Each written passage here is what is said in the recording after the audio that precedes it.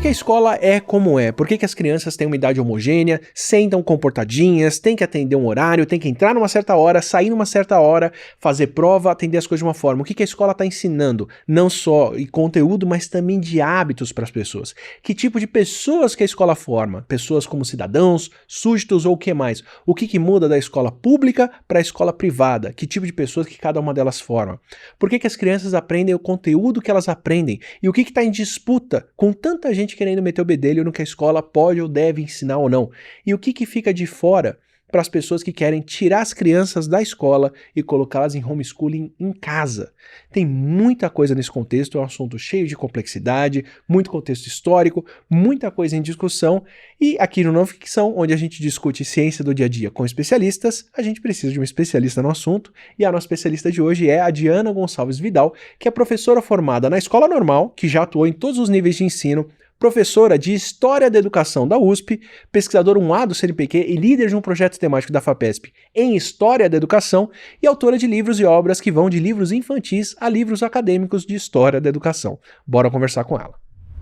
Diana, antes de tudo, muito obrigado pelo privilégio, pela presença aqui, pelo papo legal que eu sei que a gente vai ter.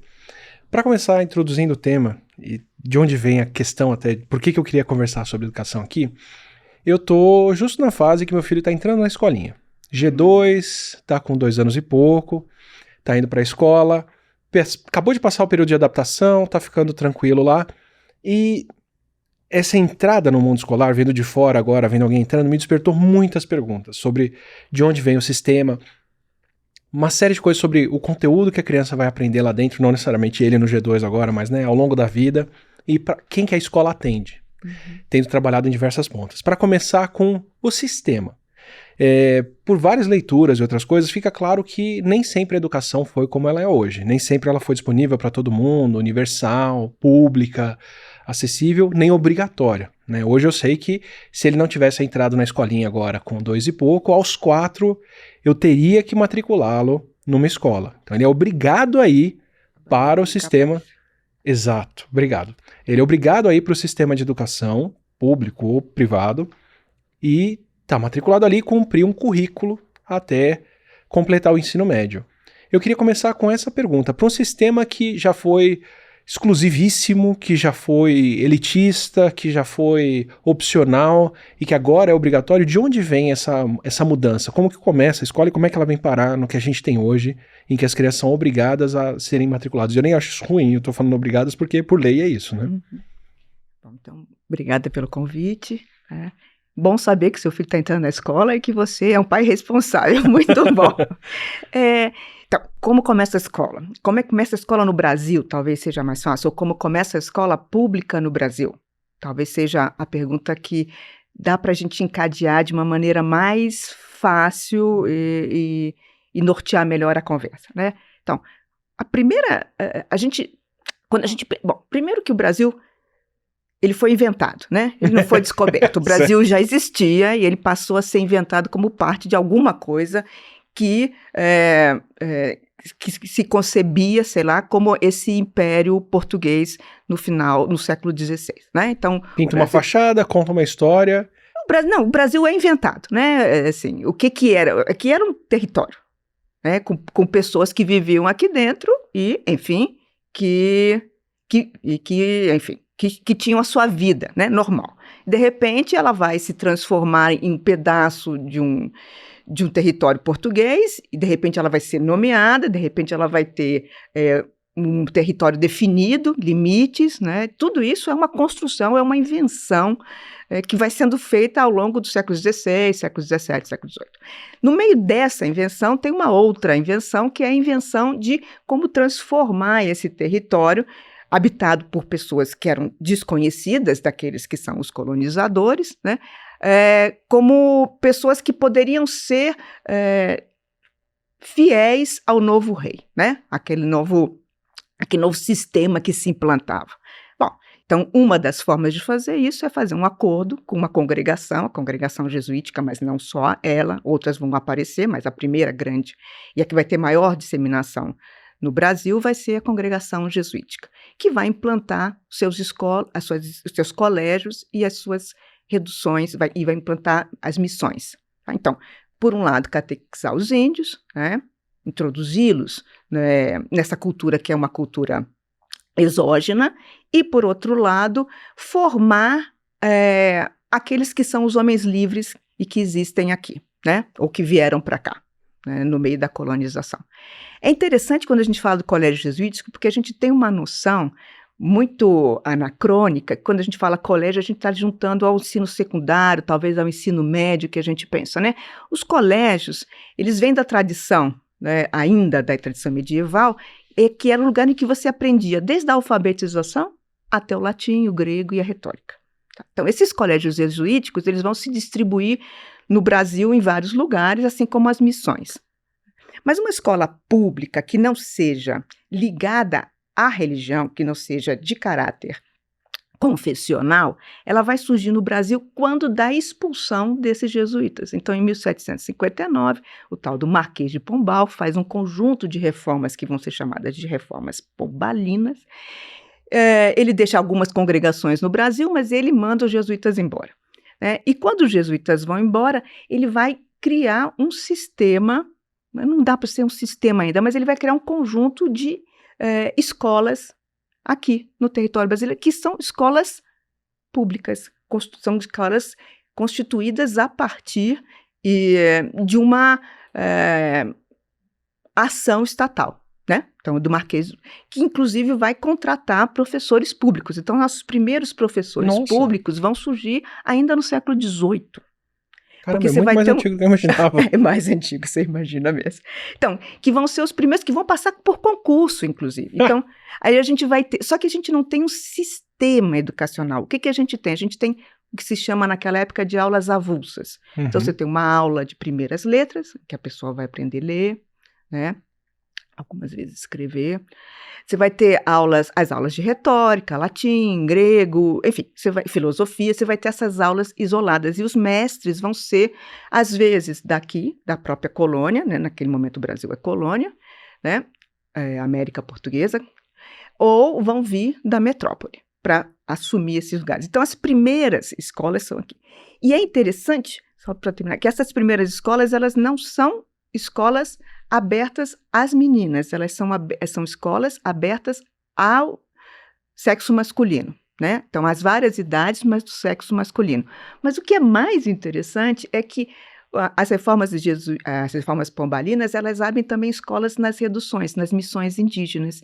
E lá são escolas que são tanto para meninos quanto para meninas. Então, já vou pincelar algumas coisas que me soam aí. Por favor, me corrija, porque eu vou falar muita besteira aqui. Mas eu já ia perguntar, para quem são essas escolas? Se você está me dizendo que onde foram as primeiras? Essas fora das missões, onde eram essas primeiras escolas? Então, se você vai ter escola aqui em São Paulo, por exemplo, vai ter na Bahia, você vai ter algumas escolas que vão estar espalhadas, né? Mas que são sempre aulas avulsas. Certo. Mas assim, grandes capitais, né? Rio de Janeiro, São Paulo, Salvador, alguma coisa assim? Olha, a escola pública, ela vai aparecer fundamentalmente em lugares que tem uma grande densidade ou alguma densidade populacional, né? Você precisa ter uma densidade populacional para você criar uma escola. Você não cria uma escola no semiárido, né? Assim, no deserto semiárido. Você não vai instalar uma porque você não tem aluno. Então, você tem que atender uma população. Mas aí, quem que é o sujeito visado dessa educação, né? Então, no primeiro momento, são os meninos e os rapazes, digamos assim, né? Que vão frequentar a escola.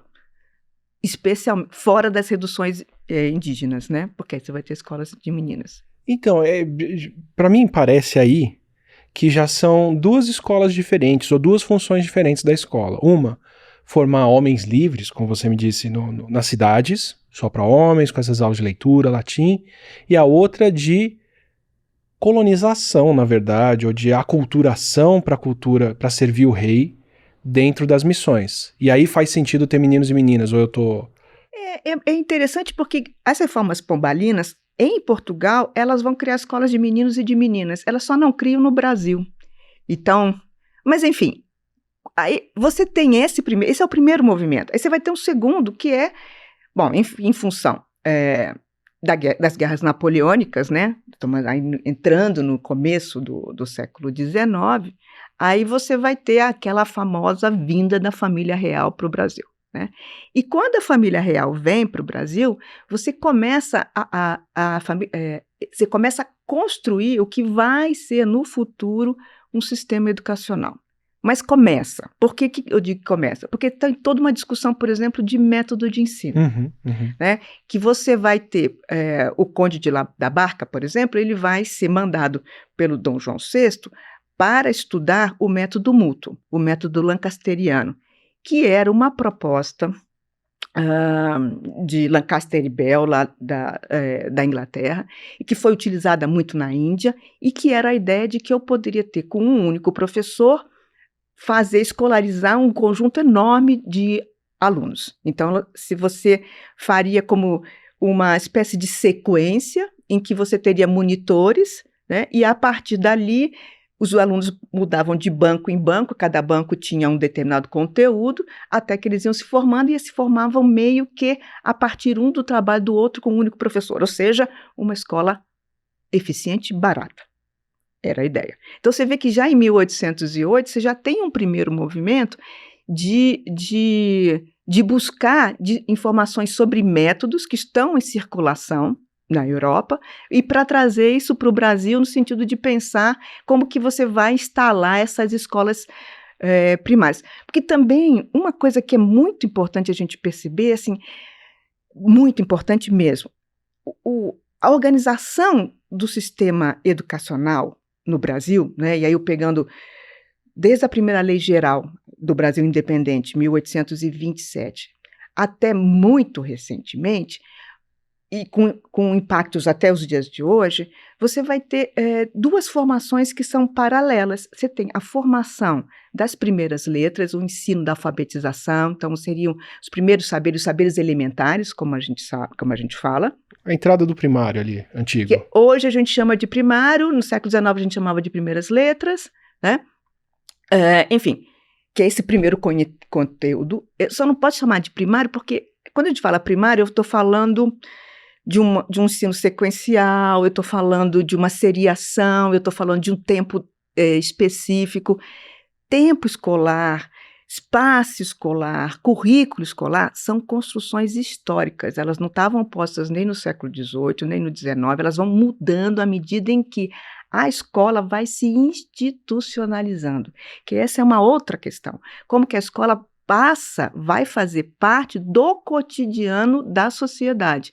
A escola não era uma coisa que fazia parte desse cotidiano, ela vai ser introduzida e não é tão fácil, porque na hora que você introduz um tempo escolar e um espaço escolar, que você segrega isso da sociedade como um todo, que você constitui isso, que você institucionaliza isso não é uma coisa feita facilmente, ela é objeto de muitas disputas, afinal de contas, para que serve a escola, para quem serve a escola, o que a escola deve ensinar, e aí eu estou falando do século XVIII, estou falando do século XIX, mas estou falando do século XXI. Uhum. A gente está discutindo, por exemplo, o homeschooling, a gente discutiu muito no governo passado o homeschooling, que era exatamente o quê? Para que serve a escola, para quem serve a escola, qual é o currículo que ela deve ensinar, né?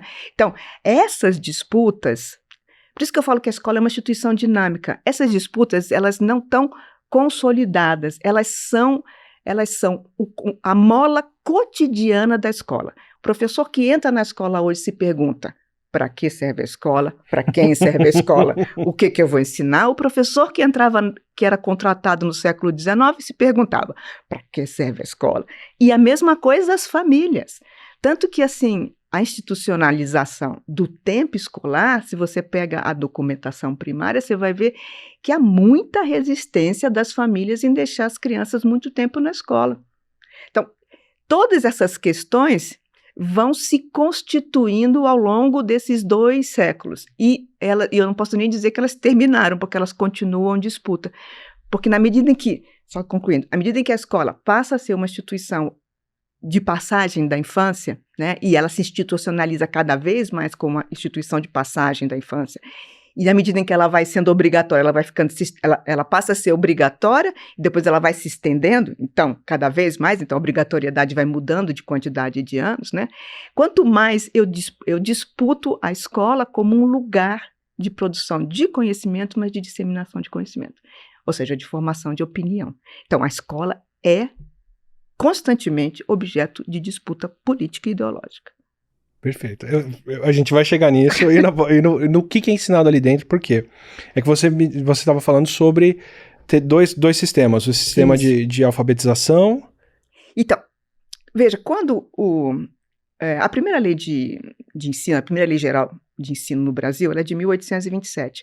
Ela foi proclamada no dia 15 de outubro, por isso que a gente comemora o Dia do Professor no dia 15 de outubro, né? Porque ela faz menção à primeira lei geral. Essa lei geral, ela vai ser reformulada por uma coisa que, quando depois que o Dom Pedro vai embora, que você vai constituir o Segundo Império, né, nesse movimento, você vai ter uma coisa chamada o ato adicional à Constituição de 1824. Esse ato adicional, ele é proclamado em 1834. O que acontece? O ato adicional, ele cria as assembleias provinciais. Então, no Brasil, nessa época, a gente não tinha estado, a gente chamava aquilo de província, né? Ele cria as assembleias provinciais. E ele, dentre vários dispositivos, ele delega às assembleias provinciais a organização das escolas elementares, ou das primeiras letras, como se chamava antigamente, as escolas elementares, e que a gente, mal comparando, poderia chamar de escolas primárias, tá bom? Mas ele guarda para o governo central, para o governo da corte naquele momento, a organização do ensino secundário e do ensino superior. Então, essa repartição de poderes, ensino primário, alçada das províncias, ensino secundário e superior, alçada da corte, ela vai permanecer durante todo o século XIX. E quando a gente entra no século XX, ela também permanece, mesmo com as legislações que a gente tem no século XX. Por isso que não é surpreendente que o nosso Ministério da Educação, ainda hoje, tenha responsabilidade sobre o ensino superior e sobre algumas escolas técnicas secundárias, mas que ele não tenha, ele legisla sobre o conjunto da educação, mas quem executa a educação e quem formula os planos tal, são os estados e os municípios. Então, essa repartição, por isso que o Cristóvão Buarque, há muito tempo falava que precisava criar um Ministério da Educação Básica, porque, senão, a gente continua tendo, quer dizer, por mais que a legislação emane do Ministério da Educação para todo o sistema educacional, a ação direta do Ministério é no ensino superior, então as universidades federais, e em algumas escolas federais, escolas técnicas federais. Enquanto que quem controla, quem organiza o sistema, a educação fundamental no Brasil, ensino fundamental e médio, na sua quase que completude, são os estados e os municípios. Deixa eu aproveitar e fazer uma pergunta carregada nesse contexto, de por que essa divisão. Me marca muito o contraste do sistema educacional de alguns países. Por exemplo, o Japão tem lá um sistema de ensino básico que é o mesmo em todo lugar. Teoricamente, a criança tem acesso à mesma aula, à mesma grade, à mesma coisa em qualquer canto do país. Estados Unidos foi um marco para eles poder vincular o orçamento da escola ao orçamento do imposto de moradia ao redor delas. Porque aí você cria um mecanismo para ter escolas públicas, que são financiadas com dinheiro público, mas que você pode ter orçamentos insanamente diferentes de acordo com o bairro nobre que está ali ao redor. Então tem escolas públicas que vão ter quadra, computador, robô e o que for, se estão num bairro rico, e escolas que não têm orçamento para comprar livro básico, porque estão num bairro muito pobre, apesar de serem todas escolas públicas. Então, me marca isso porque, conhecendo brasileiros que vivem nos Estados Unidos, o grande dilema de quem estava trabalhando na universidade ou fazendo alguma coisa era conseguir juntar dinheiro para dar entrada numa casa no bairro certo, para os filhos poderem estudar no colégio certo, porque tinha questão, às vezes, de uma rua para lá ou para cá, seus filhos vão parar numa escola que tem um orçamento insanamente mais baixo. Era como se, né, a escola no Alto de Pinheiros fosse ter um tipo de ensino e a escola, sei lá, no Capão fosse ter um outro. Dentro das escolas municipais ainda. Então, nos Estados Unidos, pelo menos, essa divisão de orçamento ser tão regional assim, ser do orçamento do bairro, parece ser uma questão de você poder ter um ensino de elite e um ensino péssimo dentro de um sistema público. Por que essa divisão entre escolas, entre o ensino básico ali, o ensino elementar ser municipal ou provincial e o federal cuidar só do ensino superior e esses técnicos? Aí, vamos voltar para o século XIX, só para isso ficar um pouco mais claro. Quando veja, em 1827, você tem duas leis que vão ser emanadas do poder estatal, né, ou da corte. Você tem uma no dia 13 de agosto, e aí no dia 15 de outubro você tem a Lei Geral do Ensino. Primeiro vem o direito, depois vem o resto. Primeiro vem a Lei Geral do Ensino do Direito, a criação das faculdades de Direito. E, na sequência, a Lei Geral do Ensino no Brasil. Certo. Tá. Então, você tem. O que você tem? Nós estamos falando de 1827, nós estamos falando de 5 anos após a independência do Brasil, e nós estamos falando do momento em que você vai precisar constituir o quê? Um corpo de funcionários do Estado. Tá? O Brasil é independente, né? Ele está rompendo seus laços com Portugal, mais ou menos, e ele vai precisar compor. Naquele momento, a maior parte dos nossos bacharéis eram formados em Coimbra, e você vai precisar, então, criar uma aderência ao novo governo.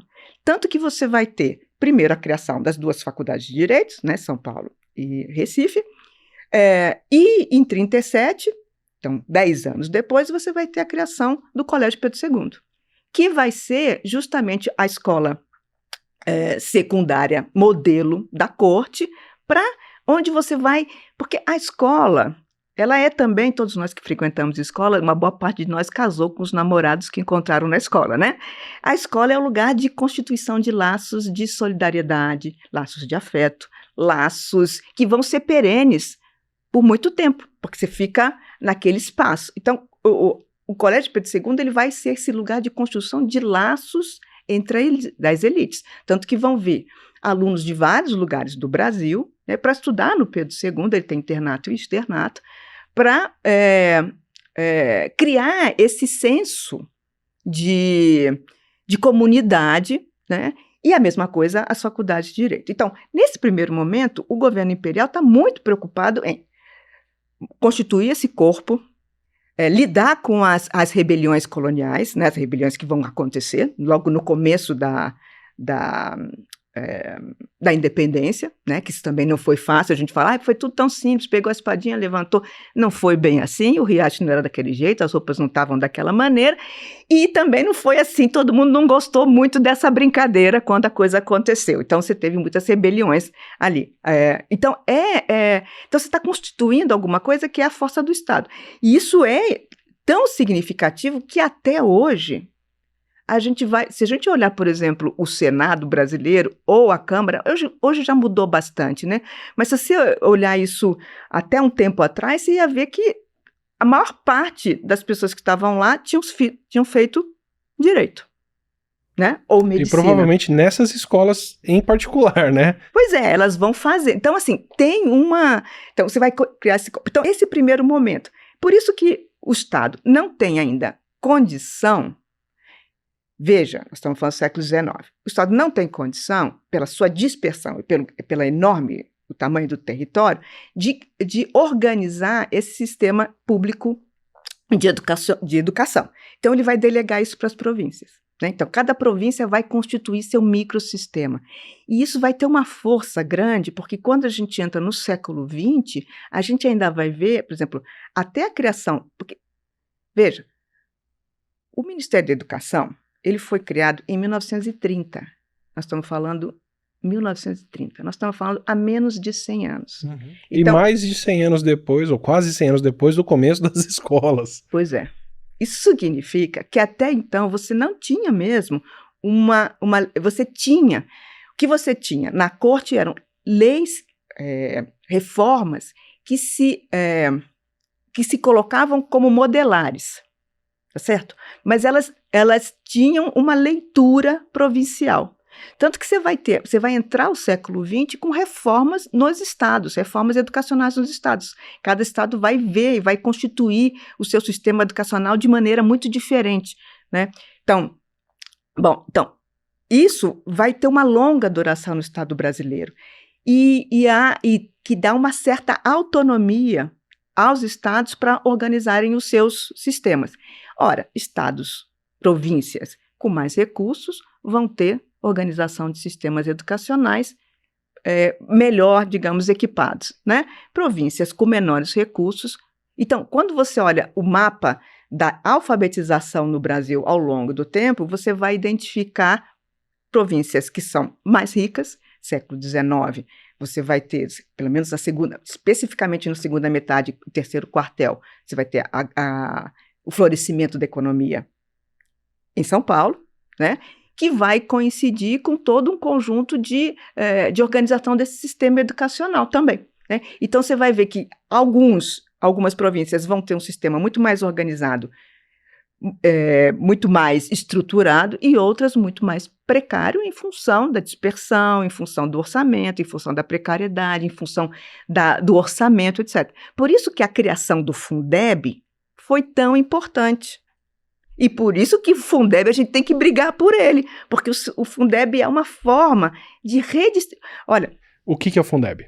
É o Fundo de Desenvolvimento da Educação, né? Que é da educação básica, né?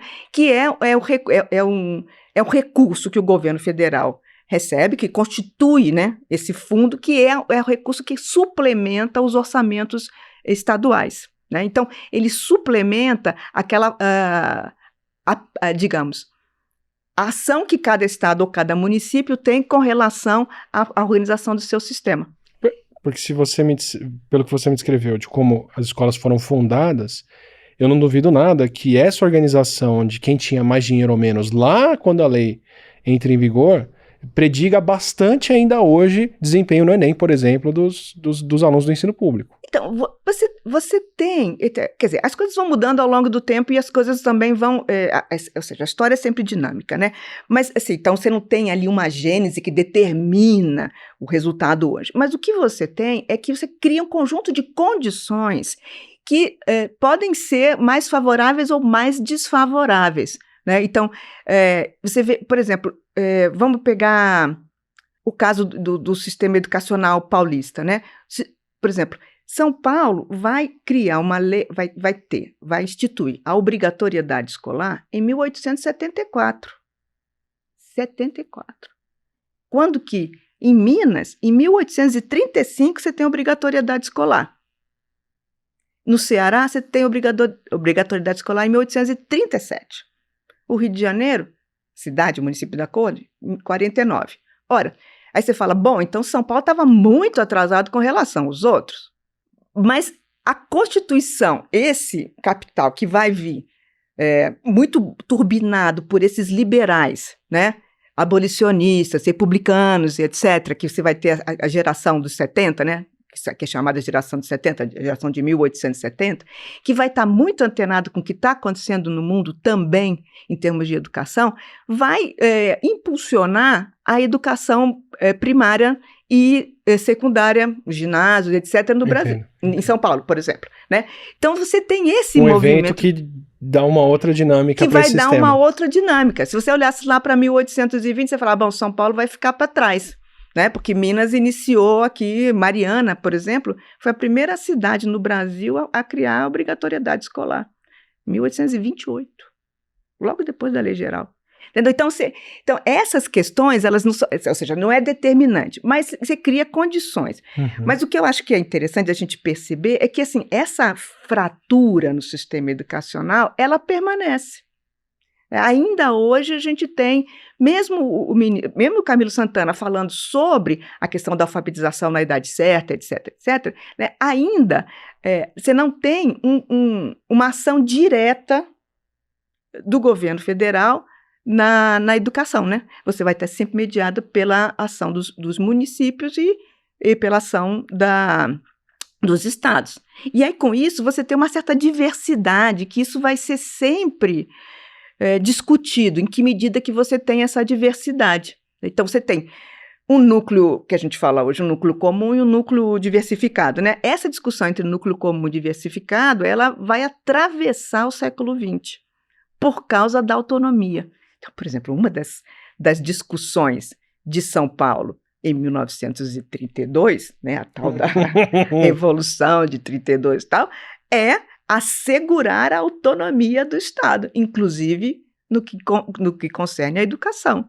Então, veja que essas disputas elas são constantes, né, em vários níveis, tanto nos níveis do poder público, quanto no nível das famílias, né? Você me deu até aqui um cenário mais ou menos no sentido de que é muita coisa, então a gente vai pegando uma parcelinha de por que a gente chegou nesse ensino obrigatório que a gente tem hoje. Antes de chegar no conteúdo desse ensino, no currículo, eu queria saber um pouquinho do formato, porque tem muitas coisas que me marcam na escola que não precisavam ser como são. Por exemplo, as turmas divididas por idade. Vendo a maneira como as crianças interagem, meu filho tá sempre procurando uma menina mais velha para brincar, porque parece que tem mais coisa para aprender ali com eles. Então, pelo menos em brincadeiras, no convívio no prédio ou em outros espaços, tem crianças de várias idades, eu vejo ele muito mais interessado nas crianças de outras idades do que nas crianças da faixa etária dele. Em métodos de ensino como resolução de problemas e outras coisas, dá pra gente ver que muitos alunos aprendem bastante quando eles estão ensinando outros alunos. Então, de repente, você misturar turmas que sabem mais ou menos daquele conteúdo, também podia favorecer esse tipo de dinâmica. Então, assim, de onde vem essa segmentação por idade, essa segmentação por tempo de duração de aula, por tempo do dia? Por que tem que ser de manhã ou de tarde, que é outra coisa que me marca bastante. Quando eu fui estudar a fisiologia do sono, é muito marcante. Adolescentes têm sono até mais tarde. Então parece que para todo o ensino médio, com toda a idade estudada ali, um dos fatores que mais faz as crianças aprenderem melhor, os adolescentes aprenderem melhor, é eles acordarem mais tarde e entrarem na aula mais tarde. Toda a recomendação que eu vi de todo lugar que trabalha com fisiologia do sono fala que a partir das 9, 10 da manhã que eles de fato estão alertas e vão aprender, e que estudar mais cedo prejudica o sono, prejudica a aprendizagem, prejudica até o metabolismo, dependendo da faixa etária, ou do quão cedo começa essa aula, ou do quanto que a criança tem que viajar para ir para a escola, então tem que acordar muito cedo. Eu, como pai, estou mais interessado que meu filho aprenda bem do que qualquer outra coisa, então para mim o ideal seria ele entrar na hora que ele mais vai aprender. Eu, como professor, se eu estivesse dando aula, eu quero os alunos no melhor da concentração deles e o mais dispostos para estarem ali na escola. Então eu queria que eles entrassem no horário que for melhor para eles. Os alunos, acredito, querem dormir bem também e querem estar dispostos. Então eles queriam entrar no outro horário. No entanto, a escola começa às 7. Então, para os pais, para quem dá aula, para os alunos, não é o melhor horário. Quem que a escola atende quando ela começa? Por que a gente chega nesse formato de ensino? Que as crianças entram às 7 e vão sair ali por volta da hora do almoço, ou às vezes vão ter um ensino integral, por exemplo. Olha, a construção do tempo e do espaço escolar é uma coisa, né? Ela é uma coisa que vai se organizando ao longo do século XIX. Então, assim, quando você fala em escolas no século XIX, a gente está falando... Primeiro, acho que vale a pena dar só um cenário, porque assim, quando a gente está falando de escolas no século XIX, a gente está falando de escolas separadas por sexo. Então, meninos estudam com professores homens, meninas estudam com professoras mulheres. A gente está falando... Estou falando de escola pública e estou falando de escola saberes elementares, ou seja, primeiras letras. Não estou falando de escola secundária, tá? Não estou falando de colégio. Então, os meninos estudam, até porque isso é mais complicado. Aí você vai ter só meninos, né? Não vai ter nem escola para meninas, a não ser escolas privadas. Mas não vou entrar nesse assunto. Então, você vai ter escolas para meninos com professores homens, escolas para as meninas com professoras mulheres. Você vai ter uma proibição que está já de que escravos frequentem escolas, porque as escolas estão abertas para os cidadãos livres, para os súditos, né, livres, né? Então, naquele momento, você não vai ter... isso não significa que você não tenha população negra nas escolas, você não pode ter população escrava. Isso também não significa que não tivessem escravos, porque eu mesmo identifiquei vários escravos em escolas no século XIX. Mas você tem uma separação.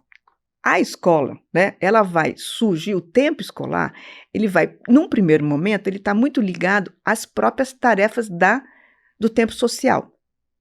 Então, as crianças vão para a escola no período em que é possível dentro das tarefas que elas ocupam na sociedade. O que acontece ao longo do século XIX é que você vai transformar da escola inserida no tempo social, né? Então, a tempo social inserido na escola. É isso que vai mudar. O que isso quer dizer? Quer dizer que a escola, na medida em que ela vai se institucionalizando, ela vai definindo qual é o tempo que vai ter de duração de aula e como que essas aulas vão estar estruturadas para os diferentes níveis de ensino, tá? Bom, isso provoca uma inversão e provoca um conjunto de problemas sociais. É muito interessante. Você está falando do sono, né? Dos adolescentes. Mas a gente pode pensar, por exemplo, das crianças que reclamavam quando chegavam na escola no século XIX sem comer, porque a padaria não tinha sido aberta ainda, elas não tinham como comprar o pão e levar o pão e o leite para casa. Então, nós estamos falando hoje, por exemplo, quando a gente pensa no tempo escolar, está pensando assim, puxa vida, se eu pudesse viajar em abril, eu pagava muito menos passagem, muito mais barata do que eu viajando em fevereiro ou em janeiro. E por quê? Porque o tempo escolar, hoje, ele pressiona o tempo social. A mesma coisa do horário do trânsito na entrada e na saída das escolas. O horário do trânsito na entrada e na saída da escola. Todo o comércio que passou a se reorganizar em função dos horários das escolas. Tudo isso tudo isso são objetos de conflito, né, que hoje parecem pacificados, mas não tanto, porque você fica bravo quando você pega um engarrafamento justo, puxa vida, eu tinha que passar aqui nessa hora, né, porque você está ali no meio do trânsito das pessoas que estão deixando crianças ou buscando crianças na escola ou sucessivamente. Roteiro dos ônibus e tudo certo. Então, assim, essa construção do tempo escolar, ela vai se dar numa sociedade que é uma sociedade capitalista e que também vai estar organizando seu tempo em função do trabalho.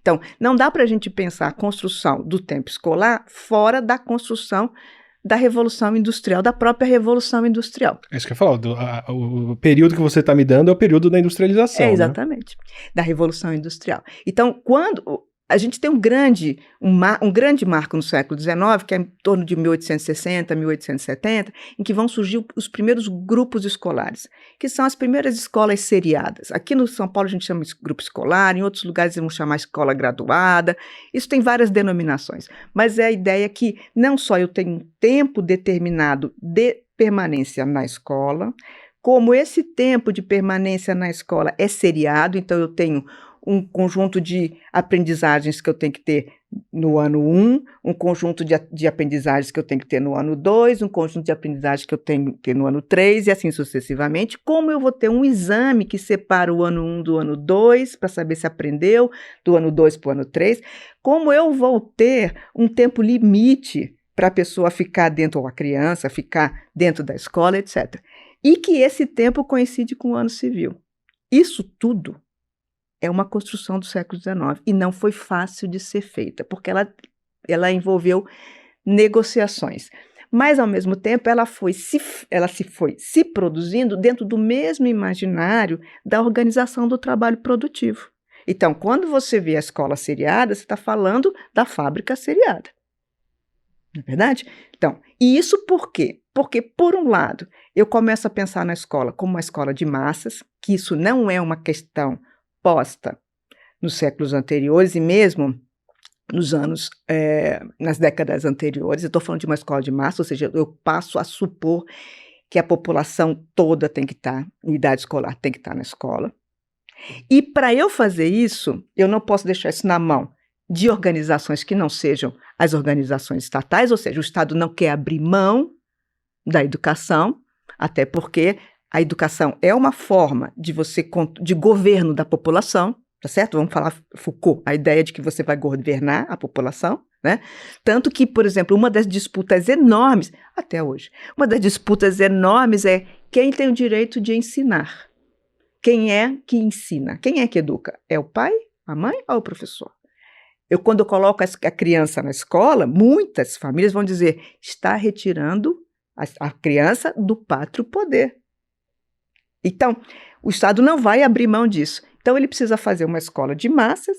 Para uma escola de massas funcionar dentro de uma sociedade industrial, o que nós vamos fazer? Nós vamos pensar numa escola cujo custo seja menor, mas que ela tenha maior benefício, tá certo? Então, ela tem que ser mais eficaz. Então, para eu fazer isso, eu vou construir um modelo em que eu tenho um professor com vários alunos aprendendo ao mesmo tempo, como eu tenho na fábrica um capataz com vários funcionários vários operários fazendo a mesma tarefa. Isso é o modelo do século XIX, é o modelo do grupo escolar. Entendeu? Porque o que tinha antes? Então o que tem uma tinha escola antes é a industrial para prontidão. formar operários. Que é o modelo de economia e é o modelo de governo que vai se construindo na segunda metade do século XIX.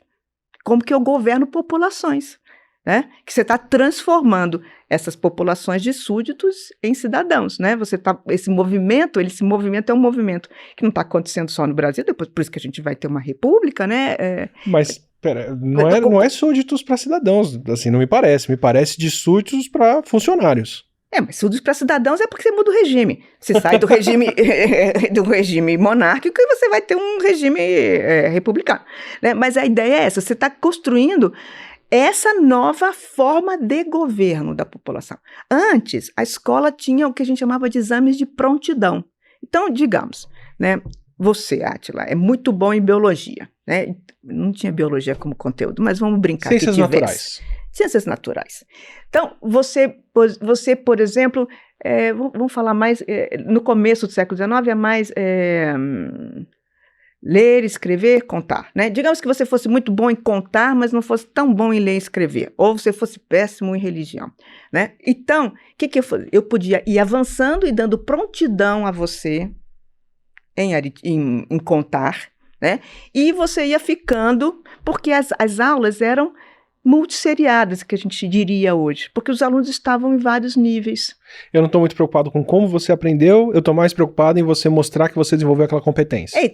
Competência é uma palavra muito moderna. Você adquiriu aquele conteúdo. Então, Certo. assim, você poderia estar, sei lá, aprendendo a ler e escrever, mas já sabendo fazer contas e sabendo a Ave Maria, o Credo e, sei lá, Deus, mas o Pai Nosso de cor.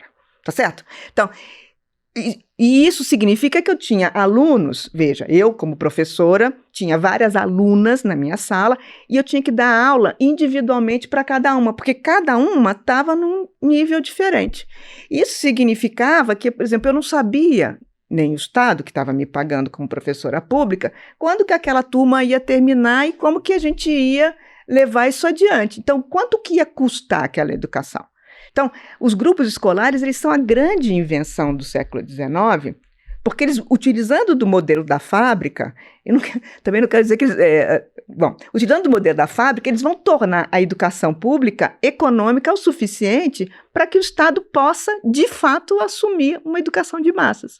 Hoje, por exemplo, quando a gente olha para o sistema educacional brasileiro, a gente sabe que mais de 80% do fundamental e médio no Brasil, matrículas, estão na escola pública. Elas não estão na escola privada. A escola privada atinge um nicho que não chega a 20% da população brasileira, das matrículas.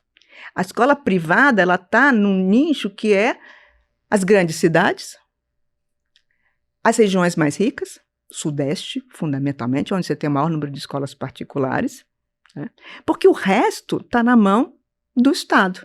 Então, o Estado, para gerir toda essa massa de educação que cada vez é mais extensiva ao longo do tempo, ou seja, cada vez eu prolongo o período de obrigatoriedade escolar, né? Ele vai precisar construir uma escola que seja econômica. Essa é medíocre, a ideia. Mas é barato o suficiente. Medíocre que eu tô falando no sentido de você não tá mirando no melhor que você pode fazer, você tá mirando no mais barato que você consegue. Você não precisa ter uma escola medíocre, porque aí o que vai estar associado a isso? Você vai ter, final do século XIX é o momento em que você tem desenvolvimento de uma psicologia escolar, você tem o desenvolvimento de toda uma discussão de métodos de ensino, né? O desenvolvimento de uma indústria escolar de material, enorme indústria de material, não só livro didático, quadros parietais, enfim, toda uma indústria, mobiliário escolar, carteiras, tudo isso é segunda metade do século XIX, praticamente terceiro quartel do século XIX. Então, não é que você vai ter, ou seja, não é necessariamente que a ideia seja precarizar, a ideia seria tornar eficiente o sistema. Massificar. Mas a proposta é essa, uma escola de massas precisa... então, aí quando eu vou, por exemplo, não só homogeneizar as classes, então vou fazer testes psicológicos para dizer qual nível de aprendizado que você está, né, para te colocar no primeiro, segundo, terceiro, tal ano, como eu vou homogeneizar o material escolar, eu vou homogeneizar o mobiliário escolar, eu vou homogeneizar o espaço escolar. Então, no final do século XIX que você tem a construção de escolas públicas, né? Então, construção de prédios escolares e não o uso de a sacristia para ensinar, ou os bancos da igreja para ensinar, ou a Câmara Municipal, que era o grande lugar onde tinha a sala, ou a sala da frente do professor. Mas você está me dizendo que o modelo... Você está me dizendo não, isso implica que o modelo que a escola adota nessa formalização é o modelo industrial. É o modelo industrial. Quando o pessoal fala, o colégio parece um presídio, que ele tem um monte de salas com um pátio no meio... Isso não é bem o presídio, é a indústria mesmo. É o capataz vendo os funcionários. Exatamente, é um modelo industrial. Esse modelo industrial, ele é o grande modelo do final do 19. Olha, você acabou de me explicar muita coisa, porque... Voltando... Fico feliz. Voltando pro meu filho aqui. Bom, a gente tá na idade de ensinar muita coisa para ele. Então, ensinar a escovar os dentes, ensinar a usar a privada, ensinar a comer com os talheres, ensinar a fazer muita coisa. E uma das técnicas da educação humanizada, uma das técnicas que a gente já viu é que, mesmo quando a criança não está apta a fazer aquilo, ainda ela não tem habilidade motora ou cognitiva para fazer tal coisa, você vai acostumando ela com aquilo ou com a necessidade daquilo para depois ela fazer aquilo muito mais fácil no contexto. Então, vou dar um exemplo besta. A gente ia para a praia no começo do ano, já sabíamos no final do ano passado que por conta das férias só daria para ser em janeiro. Então, em janeiro, pela primeira vez, ele ia para a praia. Bom, ok. Como que a gente vai proteger ele? Ele já tem que aprender a passar o protetor solar e ele já tem que aprender a usar uma camiseta de manguinha comprida para não ficar no sol e não sair queimado na praia. Se a gente chegasse na praia e tentasse fazer isso ali, um negócio que ele nunca fez, ia ser gritaria, choro, mais do que o necessário. Então, desde setembro, outubro, a gente já começa. Na hora de sair, vamos passar esse protetor. Para sair para brincar, tá sol, vamos pôr essa camiseta mais comprida. Então a gente foi acostumando ele ao longo de meses para ali, naquele momento que ele precisava fazer aquilo, ele já saber, já ter internalizado as regras daquele negócio. E aí caiu uma ficha e falei, nossa, que prático isso, né? Se eu quero que ele faça alguma coisa lá na frente que é mais complexa, eu já tenho que ir acostumando ele desde agora, para quando chegar no momento de fazer aquilo, ele fazer bem. Aí de repente, será que é por isso que a escola tem um sinal, que é o sinal da fábrica de quando você entra e ocupa o seu lugar? Será que é por isso que você já aprende a chegar, sentar num lugar e executar uma função? Será que é por isso que você já aprende que tem que fazer aquela lição, que tem que fazer a conta desse jeito, que tem que escrever desse jeito? Pra mim, você respondeu isso tudo agora aqui. Não são coincidências o comportamento fabril começar tão cedo nas crianças. Então, esse é o princípio do governo, né? Esse novo governo, essa nova forma de governança que você vai constituir, né? Que você vai... Essa possibilidade de disciplinar os corpos, né? E de adaptá-los a um determinado... ao uso de objetos, por exemplo. Né? Esse é um exemplo que eu sempre dou em sala de aula, né? Quando você pega uma pessoa que não sabe escrever, uma pessoa analfabeta, né?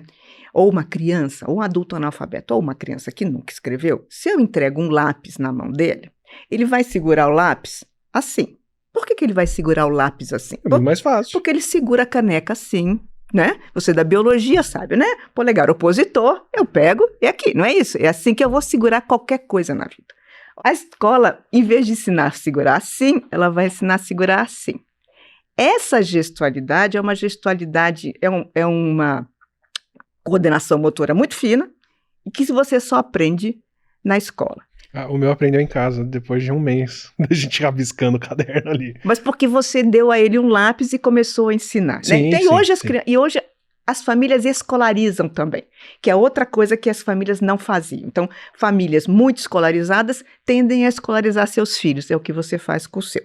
Não cabe aí uma crítica, mas eu estou dizendo que aquilo que ele já aprendeu já o que é o caderno, o que é canetinha, faz caminhão, trator ali desenhando, que ele adora, mas já tô doutrinando ele ali. Átila, assim como você foi escolarizado e internalizou um conjunto de condicionamentos, você naturalmente, nada disso é natural, mas você naturalmente escolariza o seu filho de tal forma que ele, quando entra na escola, ele vai ter ele tem um plus, porque ele já internalizou um conjunto de comportamentos. Mas é nítido, desculpa, porque depois que ele entrou na escolinha, isso foi uma coisa que eu tava reparando com a minha esposa, ele pega a cadeirinha, empurra pra perto da mesa, bota o pratinho em cima da mesa ou bota o caderno, aí ele se senta na postura certinha pra fazer. Ele não fazia isso com a gente, ele comia em pé na mesa de brincar dele ali.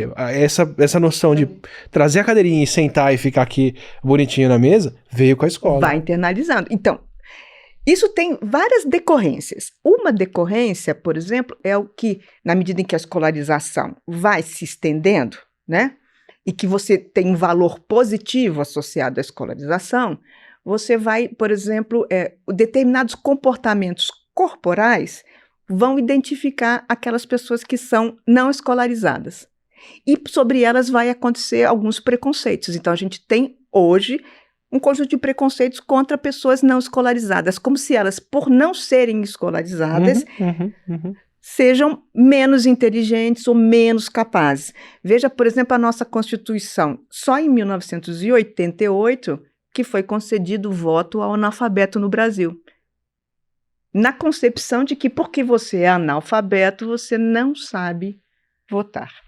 É uma concepção que implicitamente fala, toda essa faixa de Brasil não pode eleger alguém com quem se identifica, né? Sim, porque você tá supondo que a alfabetização e por decorrência a escolarização é um pré-requisito de uma consciência cidadã ou uma consciência política. Ou agora, do que você me contou, de alguém que já foi submetido a anos e anos e anos da doutrinação do ensino que você quer que essa pessoa receba. Então, você tem doutrinação, quando você fala em doutrinação, você está falando em conteúdo também. Isso. E eu estou falando de um conjunto de hábitos, de comportamentos sociais, que muitas vezes são também importantes. Sim. Porque, assim, eu só queria voltar à questão do corpo, porque eu acho que ela é significativa. Então, tanto assim, eu posso, quando eu vejo uma pessoa segurar a caneta assim, eu posso imediatamente já identificar que ela é analfabeta, como eu conheço gente que não foi para a escola porque ela não, por exemplo, não sabe puxar a cadeirinha e sentar direitinho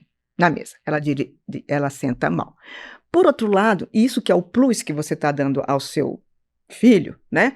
Alguns grupos sociais, porque não foram escolarizados, porque a gente ainda tem esse déficit no Brasil, de grupos sociais que não foram escolarizados ou foram pouco escolarizados, as crianças, quando entram para a escola, elas enfrentam um duplo desafio. Sim. Que é ainda se adaptar a um conjunto de normas não escritas, mas que, porque foram internalizadas pelos pais escolarizados, estão sendo reproduzidas nos seus filhos escolarizados. Então, aí você tem um segundo preconceito, que você vai dizer, essa criança é indisciplinada, essa criança não sabe sentar, essa criança não escova o dente, essa criança chega aqui sem tomar banho. Todas essas questões têm a ver com as condições sanitárias no Brasil, que você da biologia sabe também muito melhor que eu, que não são iguais em todos os bairros, mas também com comportamentos que a própria escola fez com que nós fôssemos internalizando, né? Constituindo corpos escolarizados, né?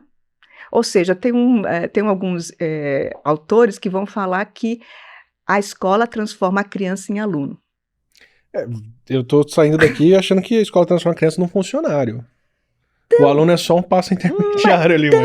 Mas também, porque assim, primeiro, acho que tem uma certa noção de que a escola é toda poderosa. A escola não é toda poderosa. Ao contrário, a escola é sempre lugar de conflito. Sim, sim. Né? Então, assim, eu não posso dizer que tudo vem da escola e é internalizado e é, digamos, deglutido e incorporado nos sujeitos. Né? Então, você tem algumas coisas que vão sendo internalizadas e tem algumas coisas que não vão, que vão sendo objeto de disputa. E que podem estar tanto no nível da formalização corporal, como podem estar no nível, por exemplo, das discussões ideológicas. Né? Eu não vou ter, sei lá... afinal de contas, eu tenho criança que vai para a escola com arma porque tem alguma coisa que está errada. Se a escola fosse tão boa em doutrinar, a gente estaria que nem no filme do The Wall lá, todo mundo saindo da máquina de moer carne com a mascarazinha e a mesma carinha. Então, não, a escola não é toda poderosa, tá? Então, nesse sentido, não. Até porque não existe a escola no singular. Sim. Existem múltiplas escolas. Assim, por que eu falo isso nesse sentido? Porque eu já vi, por exemplo, uma discussão dentro do mercado profissional de por que contratar, de como... Bom, uma vez, vou divergir um pouquinho do assunto, mas eu juro que eu volto para ele.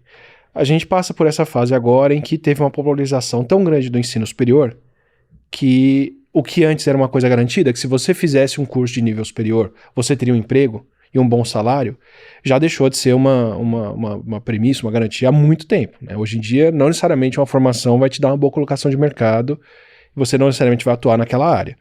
E aí, numa discussão ao redor disso, eu estava perguntando para um grupo de pessoas qual era a necessidade de contratar alguém para fazer um cargo administrativo, de secretaria ou de outra coisa, administrativo, assim, de resolução de problemas.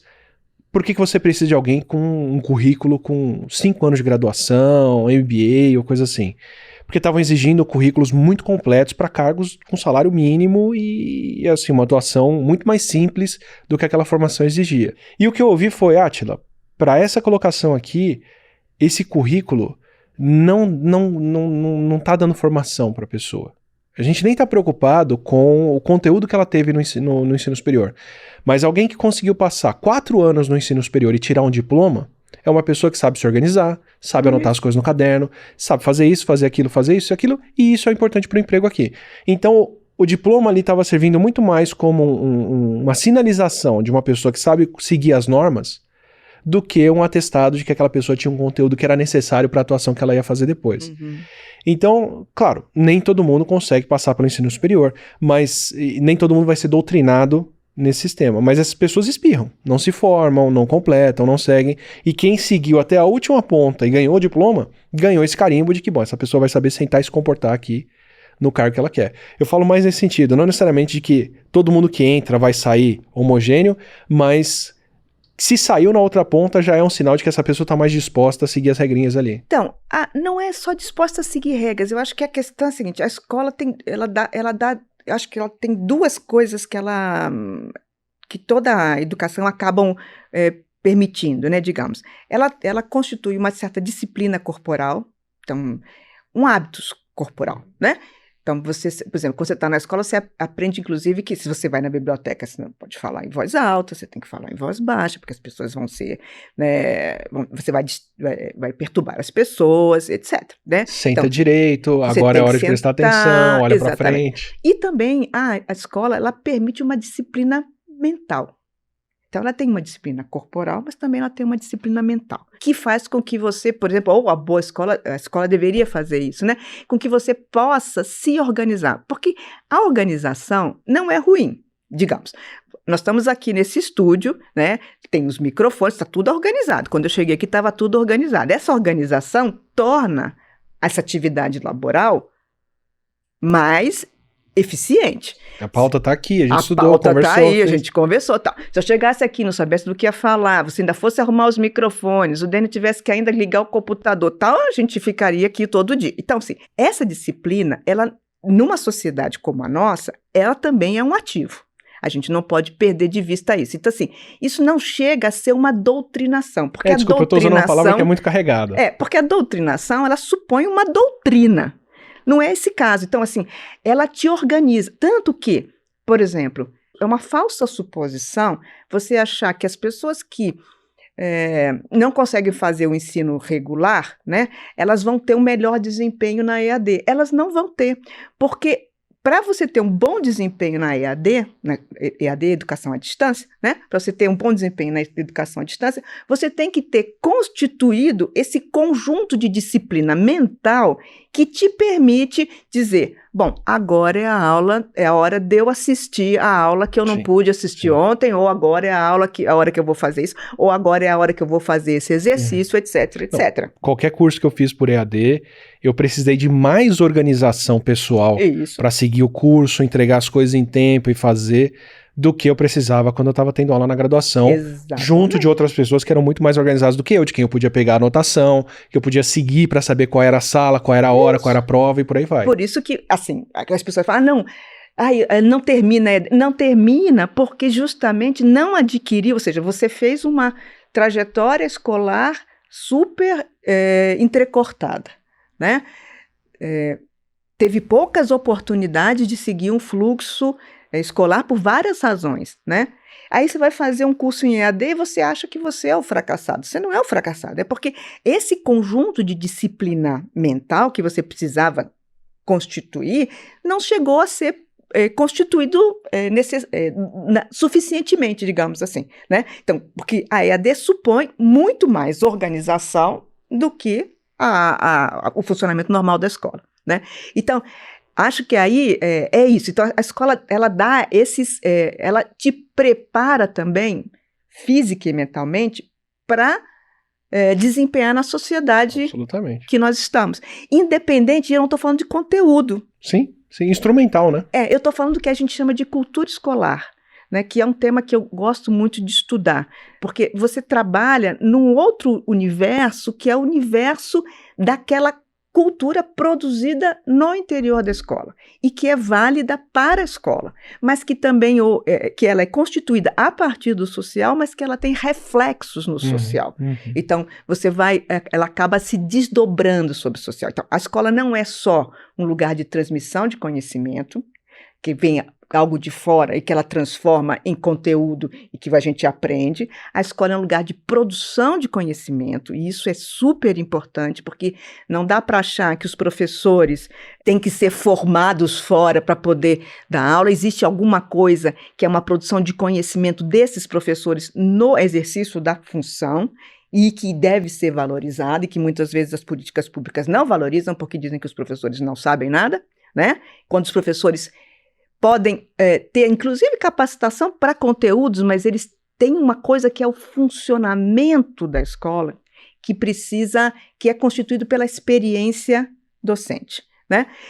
E a escola, ela produz um saber que se repete na sociedade. Por exemplo, você, como escolarizado, escolariza o seu filho de 2 anos. Sim. Não, assim, absolutamente. Então, é isso, esse movimento que eu acho que é interessante a gente perceber. Não é à toa que as lives que eu fiz de Covid durante a pandemia, que marcaram tanto a minha vida e a vida de muita gente, elas eram uma aula.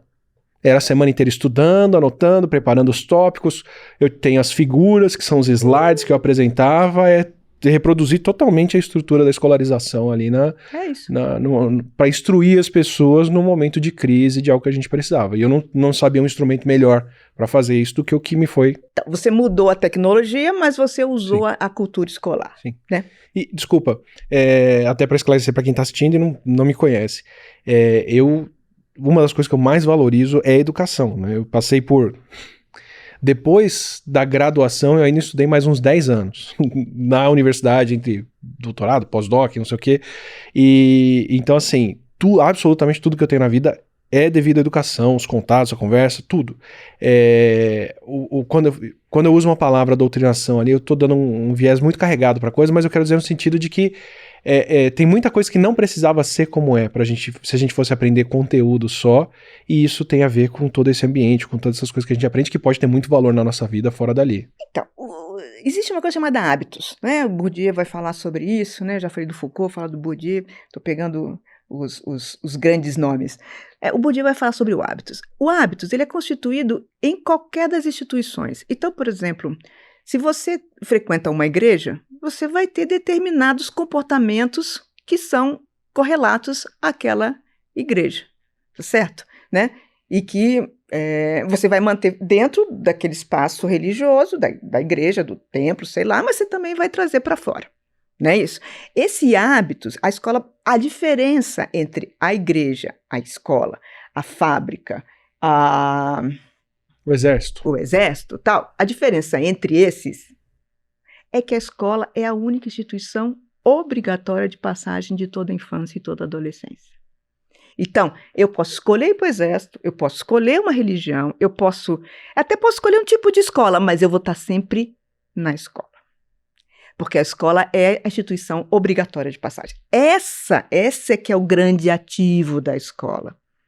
Porque independente da classe social, independente do sexo, independente da raça, da etnia, independente da sua opção de gênero, independente de tudo, a escola é o lugar obrigatório. Então, esses hábitos que são incorporados pela escola, por isso que eles são tão objeto de disputa. Porque todo mundo quer influenciar a escola. Então, você vê, ó, sempre está aparecendo um novo conteúdo que alguma lei traz para a escola. Então, vamos ensinar as pessoas a serem consumistas. A não serem consumistas. Ai, desculpa, falei ao contrário. Vamos ensinar as pessoas a não serem consumistas. Vamos ensinar as pessoas a atravessarem a rua com sinal. Vamos ensinar as pessoas século XIX, final do século XIX, início do século XX, a lavar as mãos. Vamos ensinar as crianças a ter bons hábitos higiênicos. Vamos ensinar as crianças a combater hoje, a combater a dengue. Vamos, entendeu? A escola é sempre este lugar. E aí é esse lugar de disputa. E o que que eu acho que a questão é assim, porque esses grupos que estão disputando a escola são os grupos que estão disputando poder na sociedade. Então, quando a gente hoje fala, por exemplo, de homeschooling, o que nós estamos falando? Nós estamos falando de grupos que não querem justamente que seus filhos estejam nesta instituição obrigatória de passagem de todas. Eles querem que essas crianças sejam uma exceção. E por que muitos de nós defendemos que a escola seja? Porque, a despeito da escola constituir essa disciplina, digamos, mental, corporal, etc., a escola também é uma rede de proteção. Uma criança que é abusada em casa, ela pode usar a escola como lugar para denunciar. Porque você está falando de incapazes. Incapazes no sentido da lei. Né? Sim, não são pessoas que são incapazes em si, mas que elas são incapazes. Então, é a escola que pode observar se a criança tem mancha corporal, que ela foi abusada, se ela foi Isso já foi demonstrado nos Estados Unidos que os primeiros a tirar as crianças da escola quando se pode são pais com histórico de violência que estão tirando a criança justamente para ninguém descobrir o que ela está passando. Exatamente. Então, assim, a gente pode falar da escola como esse lugar que você está, às vezes, insistindo, né, de uma certa normatização. Por outro lado, ela também é um lugar de proteção. Então, esse duplo, esse lugar ambíguo que ela ocupa é que é sempre objeto de disputa.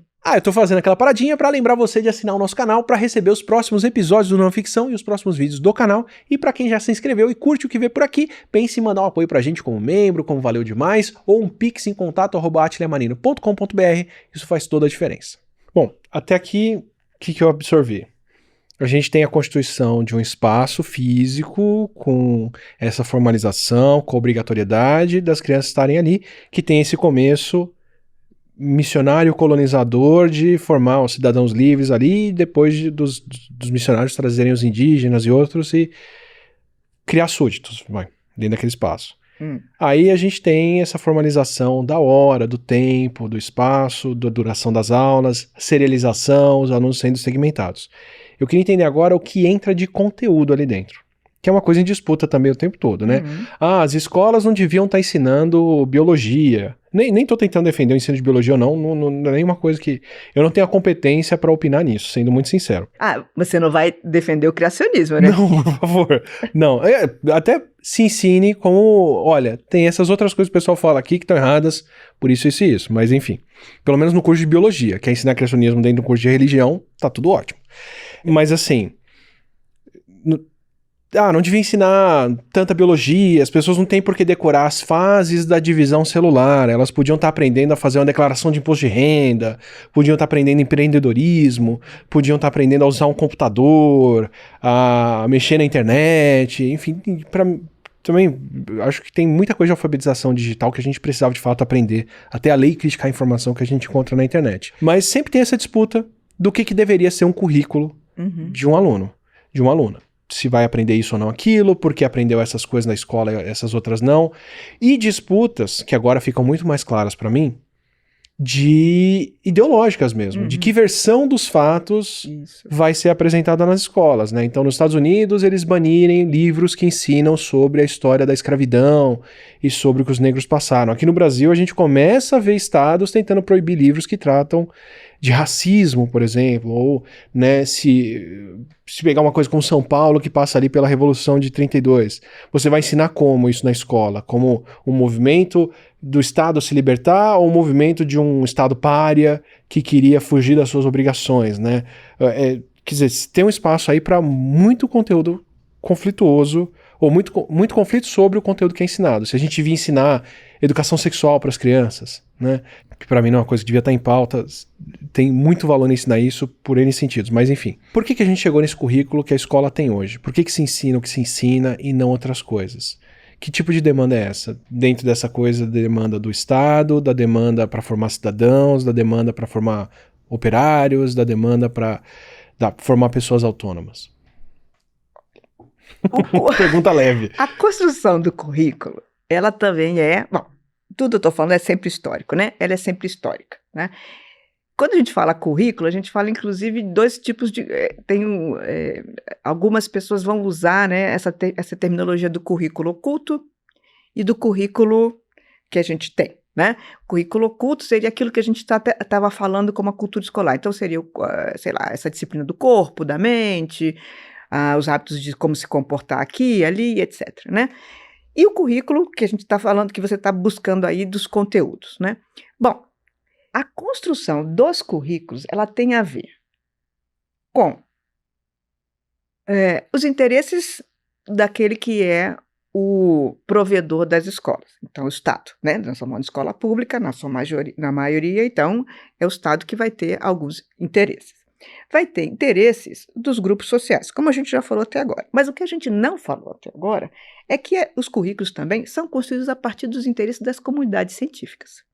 Porque também o que a gente não pode esquecer é que as disciplinas de conhecimento, já não mais as disciplinas corporais, mas as disciplinas, os campos disciplinares, também vão se constituindo no século XIX.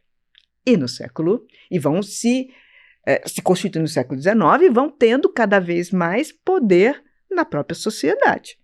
Então você, como biólogo, vai ser um expert em falar sobre biologia. Vão esperar que você fale de biologia. Não vão perguntar a mim sobre biologia, porque eu não vou saber falar nada de biologia, né? Mas se vocês me perguntarem sobre história da educação, eu acredito poder falar alguma coisa. Então, assim, essa maneira, a produção do conhecimento científico, ela também vai entrar em relação com a escola. Então, a escola, por um lado, ela produz um saber próprio, por outro lado, ela vai ser um lugar de transmissão de um saber constituído fora da própria escola. É muito interessante quando a gente, por exemplo, eu sempre falo para os meus alunos de licenciatura, né, que eles passam pela escola, ensino fundamental e médio, e entram na universidade. Quando eles entram na universidade, eles escolheram uma carreira, biologia, química, física, sei lá Deus o que, história, né? E aí, durante os 4 ou 5 anos da faculdade, eles vão aprender a ser físicos, biólogos, químicos, historiadores. Quando eles saem, eles já não são mais os alunos do ensino médio que pensavam nas disciplinas como mais ou menos um conjunto de saberes. Eles vão pensar na sua disciplina. E quando eles voltam como professores para a sala de aula, eles vão pensar na sua disciplina enquanto conteúdo, e não no conjunto dos saberes da escola.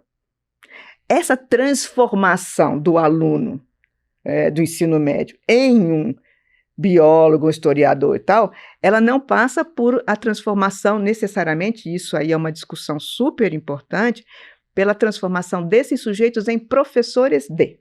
Então, a maior parte dos professores de biologia se vêem biólogos que dão aula, professores de história, historiadores que dão aula. Pelo menos no ensino superior isso é 100%. E no ensino médio também, né? A gente teve outros modelos de formação, historicamente, né? Mas o que prevaleceu foi esse dos campos disciplinares. Então, também, a gente não pode esquecer que dentre os grupos sociais que disputam espaço na escola estão as comunidades acadêmicas.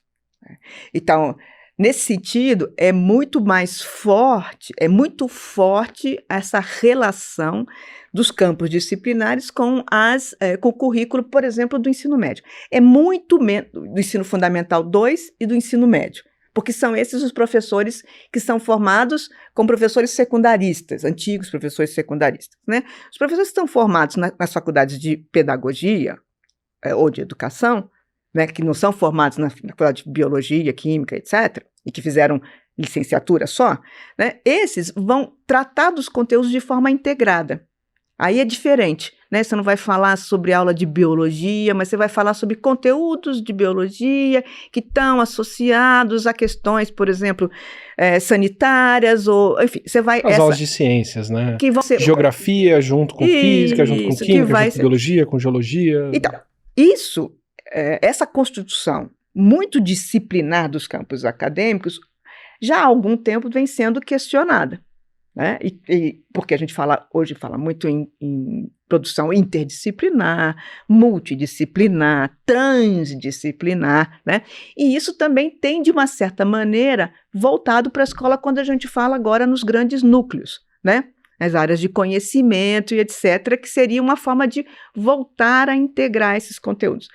Mas é muito difícil fazer isso, até porque a gente ainda continua produzindo biólogos, historiadores, geógrafos. A gente não tem, nas universidades ou nas faculdades isoladas, esses cursos de forma integrada. São raros os cursos que são integrados. Então, isso tem uma implicação, especialmente para o ensino fundamental e médio, que é reforçado agora muito menos, ou muito mais quando a gente tinha vestibular, muito menos hoje em dia com o Enem. Mas ainda é reforçado isso, né? Então, tem digamos, esse componente. Agora, tem um outro componente que é as demandas que a sociedade traz para as escolas. Então, nós estamos falando de conteúdos disciplinares, né? Então, sei lá, por que eu tenho que aprender tabela periódica? Porque se um dia eu for querer ser químico, porque eu não sei o que eu vou querer ser no meu futuro, se eu quiser, eu já sei o que é uma tabela periódica, tá? Ou por que eu quero fazer uma equação biquadrada, uma equação de segundo grau? Porque se um dia eu quiser fazer. Mas, poxa, aí a profissão mais desejada para os alunos hoje em dia é ser youtuber. Por que eles não estão tendo aula de como usar uma câmera, por exemplo? Então, por outro lado, aí é que tá. Cada vez mais esse tipo de demanda entra na escola, né? Que vão aparecer, por exemplo, nesses conteúdos diversificados, mais ou menos em função da própria expertise dos professores. Veja, esses professores precisam também eles serem formados para poder formar os seus alunos. Então, você tem uma cadeia aí. Mas, para além disso, você tem um conjunto de conteúdos que são os conteúdos do currículo, nem sempre do currículo formal, mas que entram na escola. Entram por meio, inclusive, do currículo formal. Então, por exemplo, hoje a gente fala em decolonialidade, hoje a gente fala em gênero, hoje a gente fala em preconceitos raciais, né? A gente fala em racismo estrutural. Todas essas questões, elas estão entrando na escola. Não por meio do conteúdo formal, não está lá escrito lá, você vai dar aula de gênero. Mas elas atravessam os saberes. São questões transversais. E são questões que incomodam. Incomodam muito. Por exemplo, se falou muito durante o governo anterior do Bolsonaro sobre a questão da tal da ideologia de gênero, que não é uma ideologia, né? Ideologia de gênero na verdade, é o reconhecimento de que você tem que a relação, que o sexo não, a identidade sexual ela não se reflete na identidade de gênero, que também não é a mesma coisa que a identidade sexual. Então, essas coisas são discussões que voltam para a escola, que têm atravessado a escola, né?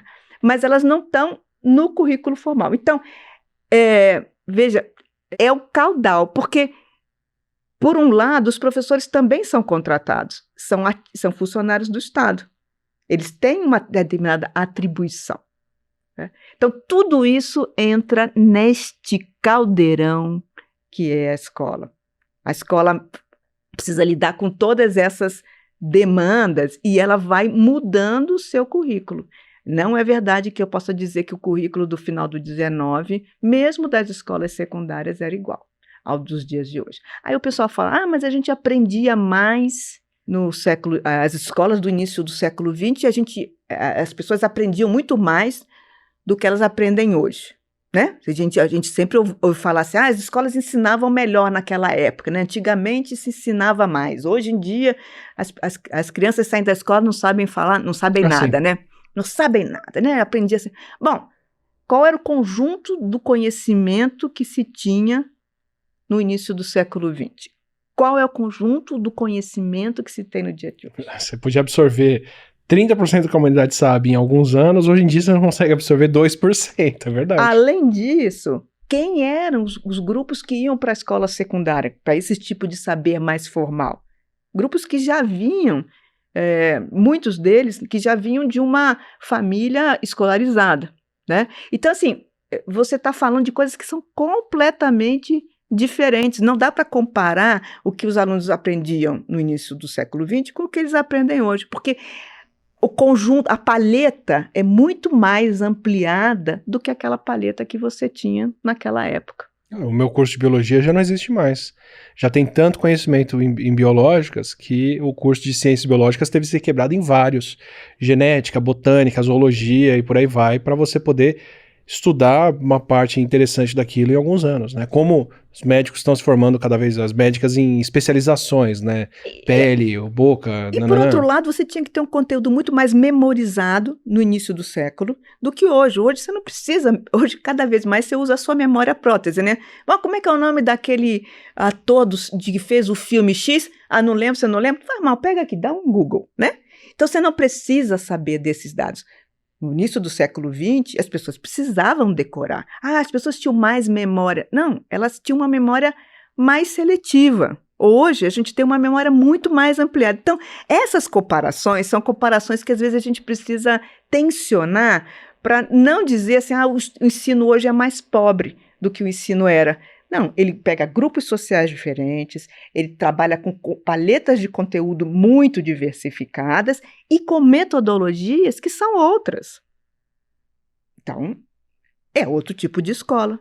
A escola do século XXI, ela não é a escola do século XIX. Isso é preciso dizer várias vezes. As pessoas falam, porque tem o quadro... mas a sala de aula é a mesma, é o giz na lousa. Exatamente. E as carteiras não estão presas no chão, elas estão soltas, você pode virar à vontade, né? O tempo escolar já não tem mais o sino, não é tão mais regrado desse jeito como o sino, né? Você tem ensino coeducação, no início do século XX você não tem coeducação, meninos de um lado, meninas de outro, na sua maior parte das escolas. Né? Você não tem mais régua na palma da... Você não tem mais palmatória, né? Você tem toda uma discussão sobre bullying, que é uma discussão que inexistia na época em que eu estudava. Eu era gordinha e era gordinha. Me chamavam de elefantinho da Shell e era elefantinho da Shell. Né? Isso nunca foi pensado como bullying. Hoje a gente tem toda uma rede de proteção, ou pelo menos a gente tenta ter uma rede de proteção. Então, todas essas questões são questões que modificam completamente essa escola do século, porque ela continua no espaço fechado.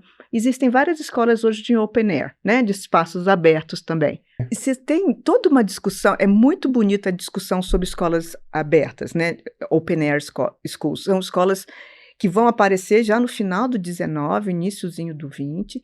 Você tem escolas open air schools no mundo inteiro. Você tem fotos sensacionais de crianças todas abrigadas no frio de Nova York, numa escola de open air. Mas mesmo essas escolas, você precisa ter um espaço individual de trabalho ou um espaço coletivo de trabalho. Né? Ou você está trabalhando individual, ou você está num grupo. Então, você precisa de um espaço coletivo. E você precisa de um elemento centralizador, muitas vezes. Quer dizer, você não precisa que a professora dê aula expositiva o tempo todo, ou o professor dê aula expositiva o tempo todo. Mas você precisa de alguns momentos de centralidade, né? Então, Eu fui em várias, agora visitei várias escolas da Nova Zelândia que são escolas sem paredes. A gente também tem escola sem parede aqui em São Paulo, né? A Morim Lima, por exemplo, é uma escola sem parede. Então, várias escolas sem paredes. Por mais que você tenha as escolas sem paredes, os alunos, você continua tendo espaço individual e espaço coletivo de trabalho, e você precisa ainda de ter esse sujeito que é o mediador, articulador, que é o professor, que pode estar na frente, que pode estar no meio, que pode estar circulando, mas que está fazendo esse movimento, né? Então, é meio difícil você pensar uma escola sem um espaço e sem um tempo. Mesmo que você pense em escolas como educação à distância, você vai continuar tendo tempo de estudo e você tem que continuar tendo espaço, porque se você não tiver um computador ou um celular, ou se não tiver sentado, você tem que ter um espaço. Então, você não... ou seja, toda ação humana é concreta, né? Isso é óbvio. Então, é isso, né? Então, pensar nessa concretude da ação humana. Eu acho que eu desviei um pouco, mas eu tentei mostrar como que a questão do currículo, ela se explode em várias vertentes. Não é só aprender a tabela periódica, né? Ou decorar sei lá, uma tabuada. Não sei nem se alguém ainda decora uma tabuada. Mas, enfim, é mais do que isso, né? Essas práticas mnemônicas, elas foram sendo alteradas ao longo do tempo, em função da própria explosão dos conteúdos. Mas eu tenho a impressão de que, e eu não vejo isso como um problema, a escola é um ambiente muito mais, com uma inércia muito maior para adotar novas técnicas, novos conteúdos, um currículo novo e, como eu disse, não vejo isso nem como um problema. Mas ela tem que ser uma inércia mesmo. Primeiro porque os alunos passam, os professores ficam, né? Tem uma colega que fala para mim assim, olha, eu estou precisando aposentar porque eu estou envelhecendo, meus alunos sempre têm 17, né? Então, os alunos passam, mas os professores ficam. Então, tem uma inércia que já vem daí natural. Tem uma segunda inércia que é o seguinte, se eu sei, pegar um método de alfabetização, se eu sei que eu alfabetizo uma classe com determinadas práticas e ela chega no final do ano alfabetizada, por mais que venha um conteúdo inovador, eu vou pegar pontualmente aquilo, porque eu sei que a minha prática ela é bem-sucedida. Então, por que eu vou mudar a minha prática em nome de uma inovação? E quem garante que essa inovação vai funcionar? Pois é. Então, assim, tem uma inércia. Se eu sou uma professora confirmada, ou seja, se eu tenho um bom trânsito, eu tenho um tempo longo. Olha, dizem que o estresse da profissão docente ele só é comparado ao estresse da guerra. Né? E que os professores os professores que ficam na escola são aqueles que passam dos primeiros 5 anos. Até os primeiros 5 anos tem muita gente que desiste. Porque ser professor não é fácil. Ser professor tem desgaste físico, ficar em pé, né?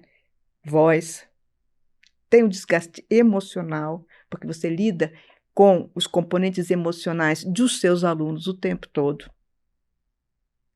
Você tem um desgaste, burnout. Né? Então, são todas essas questões que interferem. Você tem que saber lidar com tudo isso, você tem que ser resiliente o suficiente para lidar com todas essas condições e, de uma certa maneira, sentir que o seu trabalho é recompensado. Quando você entrevista professores e pergunta por que eles ficam na profissão, a resposta é sempre a mesma. Por que eles ficam ou por que eles abandonam? Porque eles têm um bom relacionamento com os alunos. Não conseguia dar aula de jeito nenhum, não conseguia me entrosar com os alunos, abandonei. Nossa, o que me dá força de dar aula é porque, puxa, eu vejo o brilho no olho daquele aluno que aprendeu tal, não sei o quê. É isso, é o reforço positivo. O componente emocional, ele é fundamental na relação professor-aluno. Então, assim, pensar, né, tomar a escola, ela tem essa inércia, aliás, ela devia ter até mais no sentido assim, eu acho que uma escola bem-sucedida é uma escola em que os alunos e os professores permanecem na mesma escola por muito tempo. Uma das dificuldades que a gente tem no ensino público, na escola pública, é que o grupo de professores muda com alguma frequência e muitos professores não conseguem fechar sua jornada numa única escola, eles estão sempre pulando de uma escola para outra, então eles não conseguem criar esse elo de afeto com a comunidade escolar. É fundamental. Eu tive agora na Nova Zelândia e eu estava visitando uma dessas escolas e eu perguntei pro professor, ele é professor de história, né? Falei, professor, mas me diga aqui, você dá aula em quantas escolas? Ele me olhou como se eu tivesse vindo de Marte. Ele falou assim, aula em quantas escolas? Não, eu só dou aula aqui, eu tenho 40 horas aqui. Ou eu estou dando aula, ou eu estou acompanhando os alunos, ou eu estou... É outra maneira, inclusive, de lidar com o currículo. Uhum. Então, eu acho que quando a gente falou de fazer os ciclos, né, a proposta de ciclos que foi implementada aqui em São Paulo, em outros estados também, até durante o governo da Erundina, com o Paulo Freire, etc., não é para você evitar a reprovação. A ideia não era evitar a reprovação, a ideia era você ter mais tempo com o aluno para que você pudesse desenvolver nele, aí sim, as capacidades, as habilidades e as competências que em um ano grupos sociais de diferentes proveniências nem sempre têm. Assim, a FUVEST, o vestibular da USP, me marcou muito como... Me fez mudar a maneira como eu via a universidade. De fora, olhando para uma universidade como a USP, era sempre, nossa, devem ser aulas excelentes para formar bons profissionais ali dentro. Depois de passar pelo vestibular e conviver com gente muito mais inteligente do que eu, e gente muito mais acostumada com o ritmo de uma escola, a sentar, estudar, a ter a doutrina de pegar o currículo, de ver o que vai cair na prova, se preparar, fazer. O vestibular me parece muito mais um grande filtro que traz pessoas que vão saber passar pelo sistema de ensino do que um bom sistema de formação. Eu tô para ver, por ignorância minha, um lugar que pega alunos diversos e forma bem todos eles. E não um lugar que filtra só os melhores alunos. E aí você pode oferecer o curso que você quiser. Eu já tive disciplina que o pessoal chegava e falava, ó, tá aqui o livro, a prova é dia tal, a gente se vê lá. E tinha gente que saía sabendo tudo de lá, porque sabia estudar por conta própria. Hoje o Enem é diferente, né? É menos... E a USP hoje também recebe alunos que vêm de cotas e vêm do Enem, né? Então, acho que muda. E mudou a cara da USP, para falar bem a verdade, né? Isso mudou a cara da USP. Claro que quando você tem um critério de seleção forte, é muito mais fácil para o professor trabalhar, né, do que quando você não tem um critério. Porque o critério de seleção, ele leva para você o que é o homogêneo. E ele já filtra quem já está adequado àquilo, né? Ele traz o homogêneo. Então, esse homogêneo, ou seja, trabalhar com o heterogêneo é sempre muito mais difícil do que trabalhar com o homogêneo. Não é verdade? Então, assim... Mas eu acho que o grande desafio da escola pública é trabalhar com o heterogêneo. Exato. Eu falo assim, no sentido de que, essa escola aqui, modelo, tem um desempenho fantástico no Enem. Aí você vai ver a escola tem um vestibulinho para os alunos que entram. Eu falo, claro, você escolheu os melhores, entre aspas, os 500 alunos que estão mais acostumados a sentar e estudar e você só vai dar aula para eles, vai todo mundo bem. Agora, se você estivesse pegando só os alunos que estão ali na região e que vai ter de tudo, e conseguisse fazer esses 500 irem bem, é uma outra conversa. A escola é um microcosmo da sociedade. A gente tem tudo lá dentro, né? E não pode fugir, porque na sociedade você foge, né? Você mora num determinado bairro, você foge de determinadas coisas, né? A escola não, a escola tem um microcosmo, tem de tudo lá dentro, porque ela é obrigatória. Se ela não fosse obrigatória, não teria esse microcosmo. E, por outro lado, isso é super importante. Por quê? Aprender a viver com a diversidade. Aprender a respeitar a diversidade. Esse também é um dos ganhos da escola obrigatória, né? Você traz para a convivência dos diferentes. Escolas particulares, especialmente escolas particulares de elite, elas selecionam e elas têm outra proposta. A proposta delas não é só o conteúdo, mas é criar os laços, né? Porque as elites casam entre as elites, tá certo? As elites econômicas, né? Casam entre as elites econômicas. Então, a escola é o lugar onde eu vou estabelecer os contatos que vão me servir no futuro da empregabilidade e que vão me servir de rede social de proteção. A função fundamental da escola privada é essa. né? Manter o ethos do grupo. Das escolas privadas de elite, né? As escolas públicas, ao contrário, é explodir com o ethos do grupo. É mostrar que o mundo é muito mais difícil e mais diverso e colocar você na posição de se questionar sobre essa diversidade, né? Porque quando você não se questiona, né? Você não se abala, você não se problematiza, você não consegue ver o outro. O outro é só aquilo diferente, ruim, enfim, que precisa ser extirpado, que precisa ser... Conviver com a diferença é um enorme de aprendizado. Então, isso também é legal que a escola pública pode proporcionar. E acho que é um espaço que é cada vez mais raro. Você está me fazendo pensar em várias coisas para organizar. É cada vez mais difícil as crianças terem tempo e espaço para brincarem. Sim. Porque a gente tem E cada vez mais medo da violência. Brinca no mesmo prédio, no condomínio. Exato, né? Então vai ficar em casa, vai ficar no computador, vai ficar no videogame, vai ficar no condomínio. Não vai ficar num espaço aberto, sem supervisão, fazendo o que quer por um tempo. Como a escola tem espaço para que isso aconteça. Mas não sem supervisão. Sem supervisão, que eu quero dizer assim, não é meu filho comigo em casa, onde eu tô brincando com ele, né? Vai ter uma supervisão. O melhor dos dois mundos. A criança tem autonomia de brincar como ela quer, mas ela tá num ambiente seguro, protegido, sob esse tipo de supervisão. Né?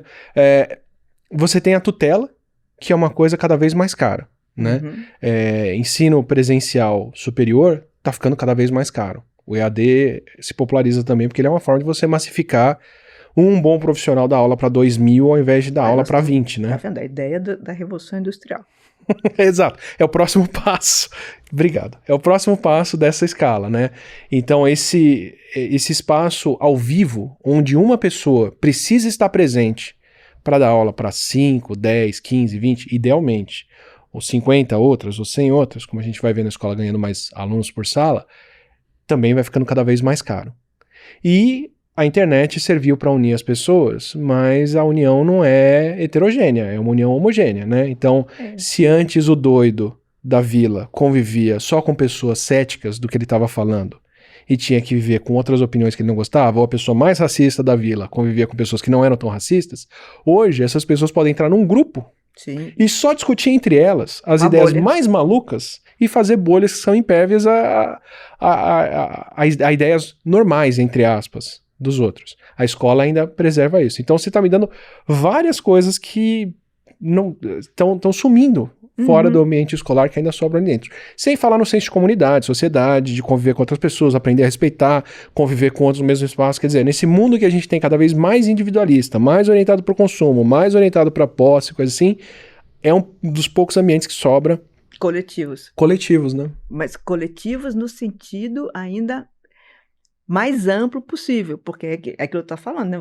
A diferença entre o exército, a igreja, a fábrica e a escola é que a escola é o lugar obrigatório de passagem. Ou seja, não tem como escapar. Eu posso escolher não ir para a fábrica, eu posso decidir não estar no exército, eu posso não ir para a igreja, mas eu vou para a escola. Quer dizer, se eu quiser capturar a mente das pessoas, se eu quiser transmitir alguma coisa para elas, um dos momentos mais preciosos para fazer isso, por bem e por mal, é sempre a escola. É sempre a escola. A escola é esse lugar. Por isso que eu estou falando que, desde o começo eu estou dizendo que a escola ela é sempre o objeto de disputa dos grupos sociais. Ela está sempre sendo em disputa. A gente está sempre disputando. Até quando a gente nega a escola, a gente está disputando ela. O homeschooling é uma forma de negar a escolarização. Por quê? Porque eu estou disputando com ela o conteúdo. Eu não consigo. Escolas militares é uma forma de eu impor um determinado conteúdo, né? Ou um determinado tipo de ensino. Segmentar a sociedade e falar, para essas pessoas eu não preciso ensinar isso. Ou você, por exemplo, a proposta de você ter escolas cívico-militares, que seria quase que espalhar isso pelo Brasil inteiro, era o quê? Era criar um modelo de educação supostamente neutro, que seria supostamente favorável a inibir ou sei lá, promover maior segurança, né? Ou, na verdade, uma proposta de militarizar a própria sociedade. né? Quando eu falo uma escola sem partido, eu estou tentando dizer que eu posso construir uma escola em que as pessoas não tenham opinião própria. As pessoas têm opinião própria. Elas vão dar suas aulas, né? Elas não têm como não ter opinião. Eu não preciso ter partido político na escola. Isso é uma questão. Mas que todas as escolas têm partido, tem. Porque toda a ciência é ideológica. Toda a ciência é ideológica. Quando eu falo em biologia tem que ensinar evolução e não criacionismo, eu tô dando uma ideologia preferencial aí. Toda ciência é ideológica pela simples razão que toda ciência é humana. Aí, vou brigar com o pessoal das exatas e das biológicas. Toda ciência é humana, toda ciência é produzida pelo sujeito. Não existe ciência natural. A natureza não produz a sua própria ciência. É o sujeito que olha para a natureza e que produz uma ciência a partir do que ele consegue ver. O que ele consegue ver no final do XIX era uma coisa. O que ele conseguia ver no século XVIII era outra coisa. O que ele consegue ver hoje? Completamente diferente. Então, assim, toda ciência é humana. E como toda ciência é humana, toda ciência é ideológica. Então, não existe nenhum lugar da sociedade que não tenha ideologia. Todos os lugares da sociedade estão entravados de ideologia, porque nós somos seres humanos que têm ideias. Simples como isso. Você me deu um outro olhar para essa separação mesmo, né? Do que é você ter um sistema de ensino X ou Y, Z e que papel que eles cumprem. E para quem quiser saber mais sobre, para quem quiser entender a história da escola, o currículo da escola, ou para quem quiser entender mais da sua área, o que você me recomenda de livro, material, aula, curso, documentário?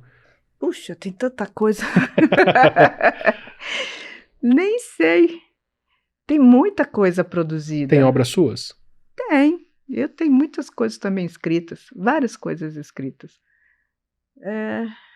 Não sei. Agora, por exemplo, eu vou lançar um livro, agora vai ficar pronto em maio pela EduNesp, que chama História Econômica da Escola. Uma abordagem transnacional, em que eu vou discutir a escola não pelos saberes que ela ensina, mas pelas relações econômicas que ela é atravessada. Então, por exemplo, como que a própria indústria é um player na produção de conteúdo escolar. Né? Você vê hoje em dia, ou mesmo na forma de colocar dar determinado status para uma determinada escola. Então, puxa vida, eu vou para aquela escola lá porque ela tem lousa eletrônica, né? Olha, super moderna e tal. Ou todos os alunos têm um tablet, né? Então, como que a indústria passa a ser também ela um player, a partir da segunda metade do século XIX, na disseminação da escola. Essa, por exemplo, vai sair agora, em maio. Tá boa a propaganda? Tá ótimo, tá ótimo. Tem algum outro livro seu que você quer passar pra gente? É um espaço para você falar ou dos materiais que você produz, ou de nomes legais para as pessoas acompanharem. Olha, tem um livro super legal, que eu até ia trazer aqui, mas que vocês não vão encontrar nunca para vender, mas que se alguém quiser, pode me escrever, que eu ainda tenho uns exemplares e eu mando, que é sobre a obrigatoriedade escolar.